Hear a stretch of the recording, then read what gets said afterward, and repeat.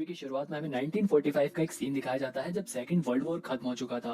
यहाँ पर दो पायलट एक फाइटर प्लेन में बैठकर वापस अपने देश की तरफ जा रहे थे। इसी बीच इनका प्लेन एक ड्रैगन ट्रायंगल वाले आइलैंड से होकर गुजरता है। अचानक से इनके प्लेन के शीशे पर एक पक्षी आकर टकराता है और वो मर जाता है। जब तक ये दोनों पायलट कुछ समझते तब तक इनके प्लेन के ऊपर बहुत सारे बर्ड्स आकर टकराने लगते हैं, जिसकी वजह से इनका प्लेन क्रैश हो जाता है। अब ये दोनों पायलट अपनी जान बचाने के लिए पैराशूट से प्लेन से नीचे कूद जाते हैं। इनमें से एक पायलट तो सेफली आइलैंड पर उतर जाता है, लेकिन दूसरा अभी भी हवा में था जब इस समुद्र के अंदर से अचानक से एक बहुत ही बड़ा जायंट क्रोकोडाइल निकलता है और उस पायलट को खा जाता है और वापस पानी में चला जाता है। दूसरा पायलट ये सब देखकर घबराकर जंगल में भागता है। सीन बदलता है और अब हम प्रेजेंट का सीन देखते हैं, जहाँ पर एक पैसेंजर प्लेन इसी ड्रैगन ट्रायंगल वाले आइलैंड से होकर गुजरता है। इस फ्लाइट में एक लिन नाम का आदमी था जो अपनी बेटी यी को एक लड़के से बात करता हुआ देख लेता है, और जब वो इसके बारे में अपनी बेटी से पूछता है तो वो उससे बहुत रूडली बात करती है। दरअसल इन दोनों बाप बेटियों के बीच में बिल्कुल भी नहीं बनती थी। जब ये अचानक से ये प्लेन हिलने लगता है, लोग काफी घबरा जाते हैं। प्लेन के पायलट प्लेन को कंट्रोल करने की कोशिश करते हैं, लेकिन जब ये अचानक से इस प्लेन से भी बहुत सारे बर्ड्स आकर टकराने लगते हैं, जिसकी वजह से ये प्लेन भी कंट्रोल से बाहर हो जाता है।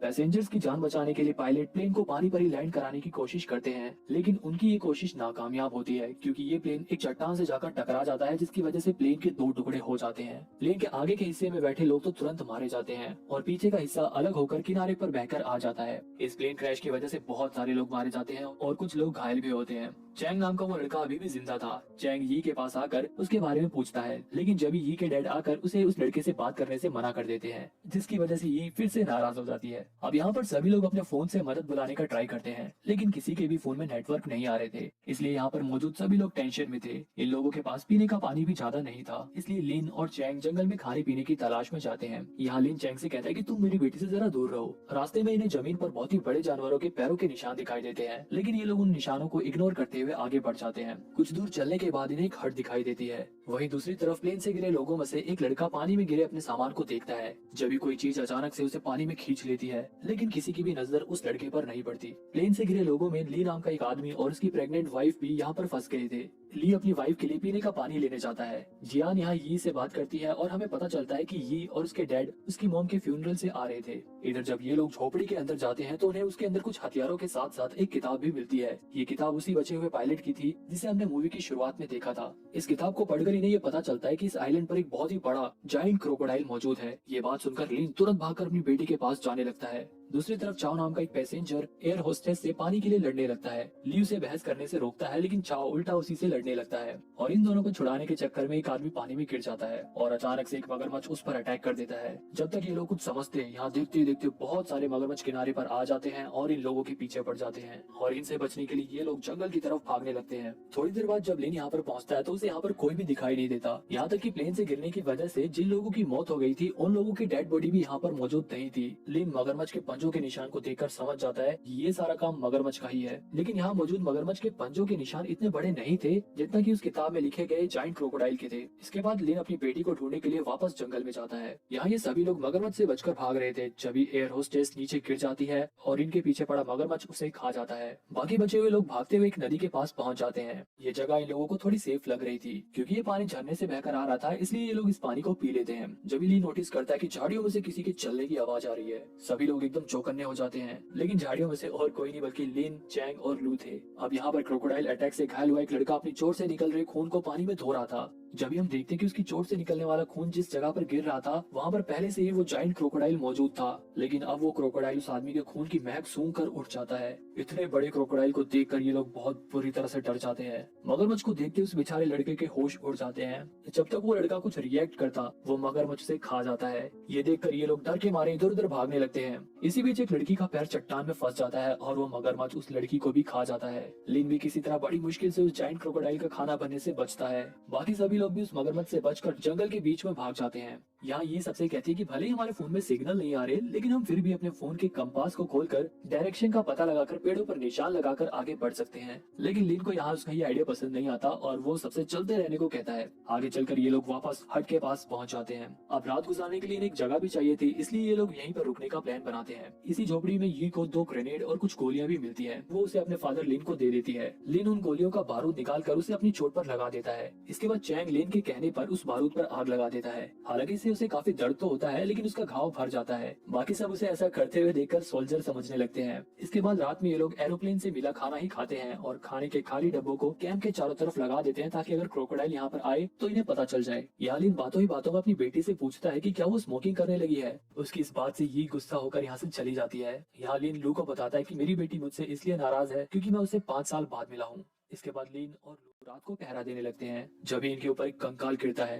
ये कंकाल और किसी का नहीं बल्कि मूवी की स्टार्टिंग में दिखाए गए पायलट का ही था। उस डेड बॉडी को देखकर ये लोग अंदाजा लगाते हैं कि इसे क्रोकोडाइल ने नहीं खाया होगा, क्योंकि अगर क्रोकोडाइल इसे खाता तो इसकी हड्डियां भी मिलना मुश्किल होती। अगले दिन लिन अकेले ही जंगल में खाना इकट्ठा करने चला जाता है। दूसरी तरफ एक लड़की फैंग और चाओ भी जंगल में आ जाते हैं। फैंग अपने फोन से इस जंगल की वीडियो बनाने में लगी होती है। जब भी उसके फोन की बैटरी डेड हो जाती है, इसी बीच उसका पैर एक चिपचिपी चीज पर पड़ता है, जिसे छुड़ाने के चक्कर में वो लिक्विड उसके पूरे शरीर पर लग जाता है, क्योंकि ये चिपचिपा लिक्विड यहाँ पर चारों तरफ फैला हुआ था। अब फैंग इस लिक्विड को छुड़ाने के लिए पानी ढूंढने लगती है। यहाँ हमें पता चलता है कि ये चिपचिपा लिक्विड एक बहुत ही बड़ी मकड़ी का है। वहीं जब ये और चैंग सोकर उठते हैं और वो जैसे ही झोपड़ी से बाहर निकलते हैं, जब भी उनकी नजर एक बहुत ही बड़े स्पाइडर पर पड़ती है। ये बड़ी सी स्पाइडर उसी हट के ऊपर सो रही थी जिसके अंदर ये सभी लोग सो रहे थे। ये दोनों तुरंत बाकी सभी लोगों को भी उठाते हैं। वो लोग भी इतनी बड़ी मकड़ी को देखकर एकदम घबरा जाते हैं और यहाँ से तुरंत चलने को कहते हैं। लेकिन ये के डैड इधर नहीं थे, इसलिए वो अपने फादर का वेट करने के लिए इन लोगों से कहती है। लेकिन वो मकड़ी भी कभी भी उड़ सकती थी, इन लोगों के पास ज्यादा समय भी नहीं था, इसलिए ये लोग मकड़ी से बचते हुए झोपड़ी से बाहर निकलते हैं।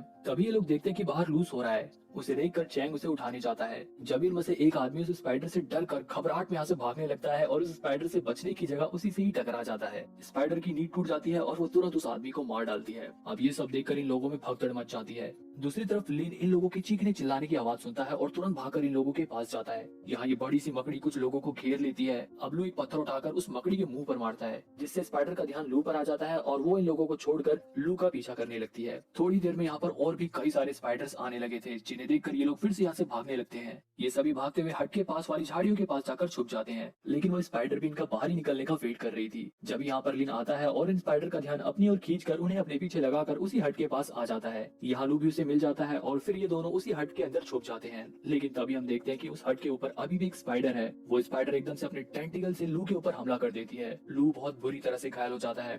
यहाँ पर लिन उस स्पाइडर का टेंटिकल काट देता है, लेकिन टेंटिकल घुसने की वजह से लू का बहुत ज्यादा खून निकल गया था, जिसकी वजह से वो मर जाता है। अब वो स्पाइडर लिन के ऊपर भी हमला करने लगता है, लेकिन लिन किसी तरह उससे अपनी जान बचाता है और उसी के टेंटिकल से उससे लड़ने की कोशिश करता है। इसके बाद मौका पाकर वो उन्हीं दोनों ग्रेनेड में से एक ग्रेनेड उस स्पाइडर के पास फेंक देता है, जिससे वो स्पाइडर मर जाती है। दूसरी तरफ बाकी लोगों को आगे जाकर कुछ फ्रूट्स पड़े हुए मिलते हैं, जिन्हें देखकर ये लोग समझ जाते हैं कि ये फ्रूट्स यहाँ यी के फादर लिन ने ही छोड़े होंगे। इसके बाद आगे चलकर इनके सामने एक छोटी सी नदी पड़ती है। जियान और बाकी दो लोग तो नदी पार कर लेते हैं, लेकिन जब तक चैंग वो रिवर पार करता तभी वहाँ पर क्रोकोडाइल आ जाता है। लेकिन जैसे ही वो क्रोकोडाइल चैंग को खाता, जब यह मौके पर यहाँ पर लिन आकर चैंग को बचा लेता है और बाद में बड़ी चालाकी से वो उस मगरमच्छ को वापस नदी में ही पहुंचा देता है। अब यहाँ पर यी को अपने फादर की इम्पोर्टेंस को पता चलता है और वो अपने फादर को प्यार से गले लगा लेती है। वहीं दूसरी तरफ फैंग और चाओ पानी के पास पहुंच जाते हैं। यहाँ पहुंचकर फैंग उस नदी में घुसकर अपने शरीर पर लगे लिक्विड को धोने लगती है। जब उसे पानी में कुछ गिरने की आवाज आती है, लेकिन ये दोनों उस आवाज पर ज्यादा ध्यान नहीं देते। यहाँ हमें पता चलता है कि वो आवाज उसी मगरमच्छ की ही थी।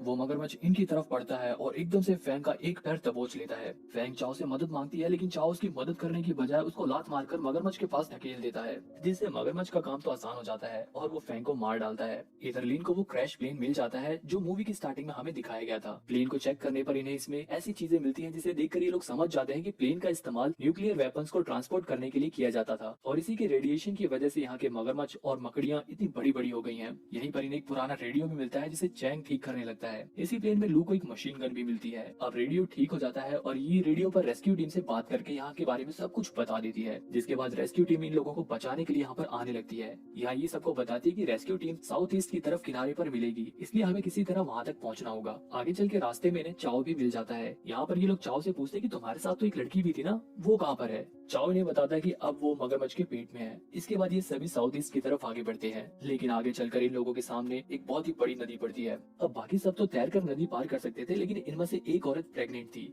और उसका नदी पार करना बहुत मुश्किल था। यहाँ पर लिन अपना दिमाग लगाता है और पेड़ की टहनियां इकट्ठा करके एक क्राफ्ट बनाता है। इसके बाद वो पहले खुद रिवर पार करता है और फिर वो प्रेग्नेंट लेडी क्राफ्ट पर बैठ जाती है और बाकी लोग भी तैरकर नदी पार करने लगते हैं। अभी ये लोग कुछ दूर ही पहुंचे थे कि जब लिन को नदी में मगरमच्छ दिखाई देता है, जिसे देखकर वो इन लोगों को जल्दी से नदी पार करने को कहता है। इसी बीच उस प्रेग्नेंट लेडी को खींचते हुए क्राफ्ट की रस्सी टूट जाती है। जाती है। बाकी लोग तो किसी तरह रिवर पार कर लेते हैं, लेकिन वो प्रेग्नेंट लेडी और उसका पति अभी भी नदी में ही थे। अब ली अपनी बीवी को बचाने के लिए उस राफ्ट को किनारे की तरफ धक्का देता है और उस मगरमच्छ का ध्यान भटकाने के लिए और अपनी बीवी और बच्चे की जान बचाने के लिए वो खुद उस मगरमच्छ का खाना बन जाता है। अब जियान तो किनारे पर पहुंच जाती है, लेकिन वो मगरमच्छ दोबारा से इन लोगों के ऊपर हमला करने के लिए बढ़ता है। यहाँ पर लिन उस मशीन गन से मगरमच्छ के ऊपर गोलियों की बौछार करने लगता है, लेकिन मगरमच्छ के ऊपर तो गोलियों का जैसे कुछ असर ही नहीं हो रहा था। इधर भागते हुए चाओ नीचे जमीन पर गिर जाता है, जिसे देखकर ये उसकी मदद करने के लिए आती है, लेकिन चाओ उसी को खींचकर मगरमच्छ की तरफ ढकेल देता है। अब वो क्रोकोडाइल उसके ऊपर हमला करने ही वाला था कि जब यहाँ पर लिन फिर से आकर मगरमच्छ के ऊपर फिर से गोलियों की बौछार करने लगता है। मौका पाकर ये साइड हो जाती है, लेकिन इसी बीच फायरिंग के दौरान एक गोली चाओ के पैर में जाकर लग जाती है, जिसकी वजह से वो दौड़ नहीं पाता और उसकी किस्मत इतनी खराब थी कि उसी वक्त उसे हार्ट अटैक भी आ जाता है, जिसकी वजह से वो नीचे गिर जाता है। वो मगरमच्छ आता है और चाओ को खा जाता है और यहाँ पर उसे उसके कर्मों का फल भी मिल जाता है। अब बस ये 4 लोग बचे थे,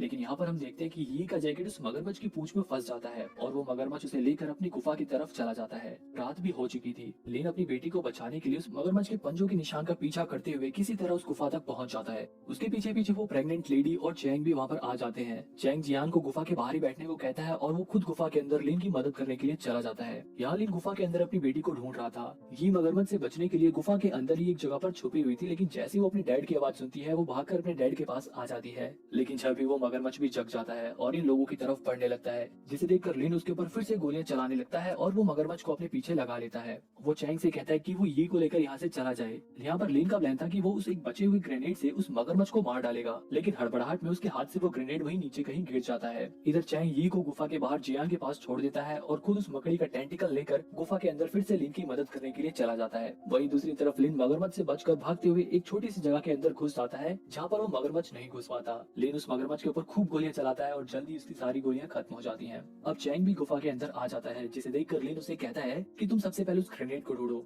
थोड़ी देर में चैंग को वो ग्रेनेड मिल जाता है। लिन उससे कहता है कि वो उस ग्रेनेड को मगरमच्छ के पास फेंक दे, लेकिन चैंग जानता था कि अगर उसने ग्रेनेड को मगरमच्छ के पास फेंका तो मगरमच्छ के साथ साथ लिन भी मारा जाएगा, इसलिए वो मगरमच्छ का ध्यान अपनी तरफ करके वहाँ से भागने लगता है। चैंग जैसे ही लिन से थोड़ा दूर जाता है, वो ग्रेनेड का पिन निकाल कर मगरमच्छ के पास फेंक देता है, जिसके धमाके से वो मगरमच्छ बहुत बुरी तरह से घायल हो जाता है। अब ये दोनों फाइनली थोड़ी राहत की सांस लेते हैं, क्योंकि उन्हें ऐसा लगता है कि अब तो मगरमच्छ मर गया होगा। अब लिन चैंग के ऊपर गुस्सा भी नहीं होता, क्योंकि अब वो उसे समझने लगा था और अब ये दोनों साथ में बाहर जाने लगे थे। तभी वो मगरमच्छ उठकर फिर से इनके ऊपर हमला करता है। लिन तुरंत चैंग से मकड़ी का टेंटिकल लेकर उस मगरमच्छ का पेट चीर कर उसे मार डालता है और यहीं पर उस मगरमच्छ का काम तमाम हो जाता है। इसके बाद ये दोनों उस गुफा से बाहर आ जाते हैं। ये अपने फादर को देखकर बहुत खुश होती है। अब वो दोनों साउथ ईस्ट की तरफ पहुंच जाते हैं और सुबह होते ही रेस्क्यू टीम यहाँ पर पहुंच जाती है और वो इन लोगों को रेस्क्यू कर लेती है। यहीं पर ये मूवी खत्म हो जाती है। अगर आपको क्रोकोडाइल की एक और मस्त मूवी देखनी है तो ये वाली मूवी देखो, ये भी बहुत ही बढ़िया मूवी है और इस वीडियो को लाइक जरूर कर देना।